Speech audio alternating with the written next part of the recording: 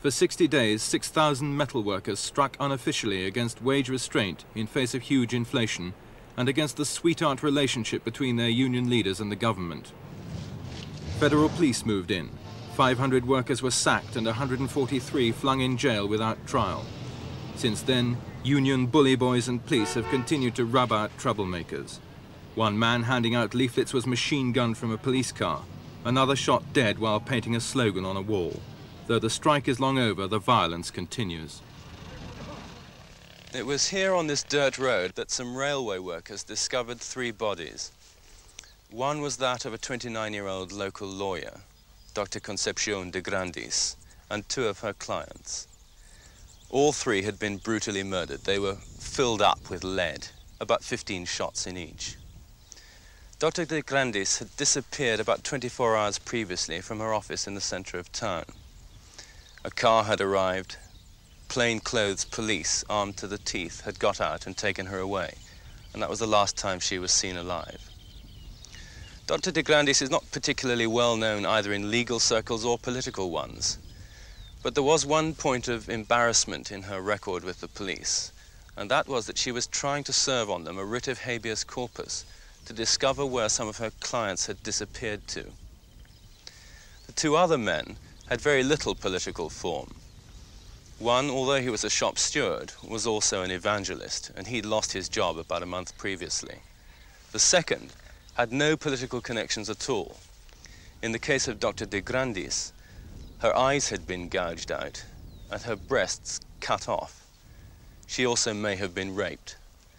As for the men, they were castrated. It would be idle to say that police investigations into this are getting anywhere, because they haven't even started. At least 750 people have died in political violence this year, though at an official level nobody keeps count. In fact, it is those who do keep count, who do ask questions about police banditry, about union murders and official corruption, who are themselves likely to end up in a ditch. Lawyers and journalists are high on the list. They leave a message with the porter, for instance, and the porter says, oh, they were looking for you around here. They were asking what time you leave the house, when you come back. So...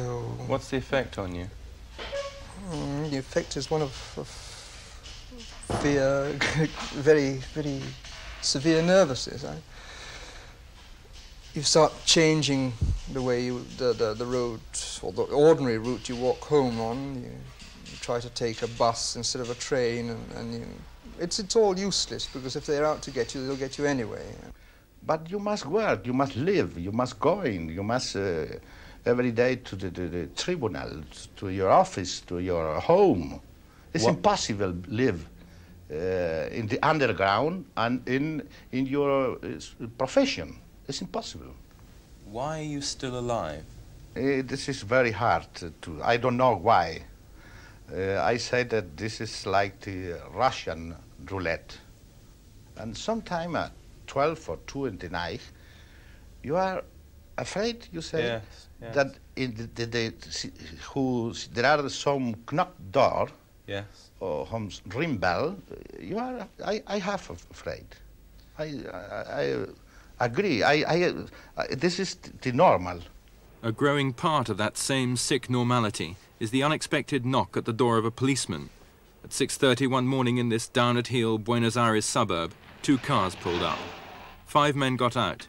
1 knocked on the door. The policeman who answered received 1 bullet in the brain. The remaining men then drilled the front of the house with at least 80 bullets. Before leaving, they blasted holes in the roof with 3 grenades, injuring the man's widow and 2 children. This impressive building here behind me is the Ministry of Justice here in the center of Buenos Aires, which also houses Argentina's High Court. Just like the lawyers that practice before it, the judges that hand down its decisions are themselves subject to massive intimidation. Many examples have been quoted to me here during the last week, and the people who've spoken to me obviously don't want to appear in front of the camera. Just 2 examples. In the first, a lawyer who'd filed a contempt of court action was told afterwards by the judge, after the motion had failed, that there was no way that he could have granted his application, simply because the judge would have later been found in a ditch full of bullets. In another application, and this was only 10 days ago, a second lawyer who'd applied for habeas corpus writs was told by the judge afterwards again that habeas corpus writs around here were really not worth having these days because there was a new policy currently being practiced by the authorities, and it's called laundering bodies. This nasty little phrase means just one thing. It means that those who are taken away and murdered by the police are subsequently transported to the interior, where they're then categorized, or their corpses are categorized, as being those of insurgents who've fought against the army and lost. They're then immediately buried, and nobody hears any more about it. Angel Robledo is a vice president of the ruling Peronist party. He is also Minister of the Interior and responsible for the police. Why does the murder and intimidation of lawyers and judges go unpunished here at the moment?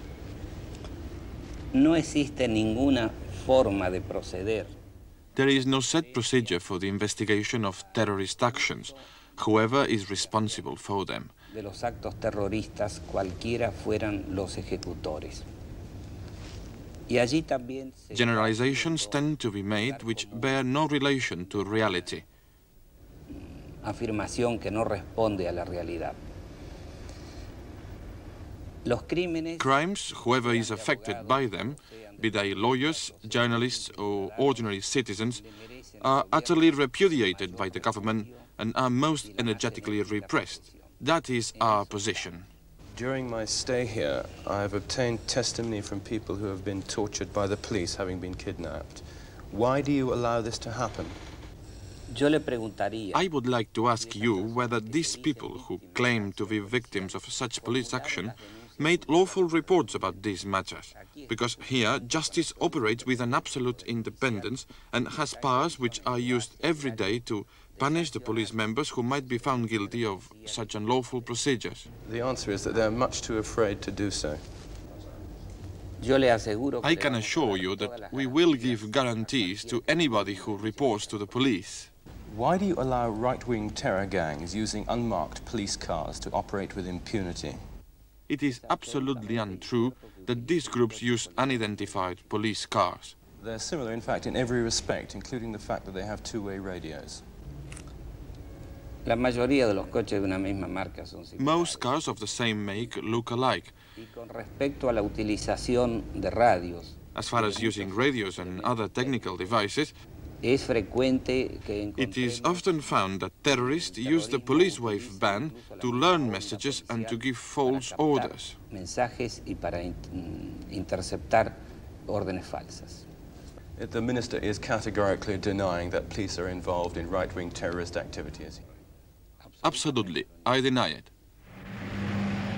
5 minutes after the minister's assurances, we left his office to find two unmarked, unregistered Ford Falcons right on his doorstep. As we filmed them, armed plainclothes police threatened to remove our film and arrest us. This killing every day, this is possible only with official support. That's a very serious accusation. Yes, that is very serious, but this is the daily reality. Because every day you have 5, 10 killed. Nobody does anything about it? No. On the day after this interview was filmed, 2 of this lawyer's friends were murdered and 4 more threatened. All were lawyers. His 30 missing clients are still missing.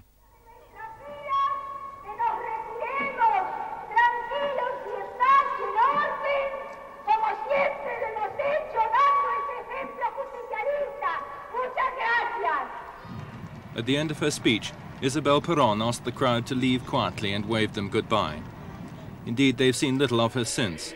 Yesterday, she entered hospital with a minor complaint, pausing only to denounce the journalistic terrorism which was pressing her to resign.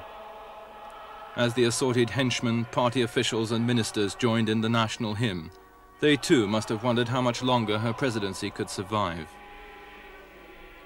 Hear mortals the sacred call, liberty, liberty, liberty. Hear the noise of breaking chains, sang the crowd. On the sidelines, watching, listening, prepared, the army. knowing that when Isabel is finally dislodged, they will surely inherit a crumbling economy, worsening civil disorder, and the ruins of a political dream, Peronism.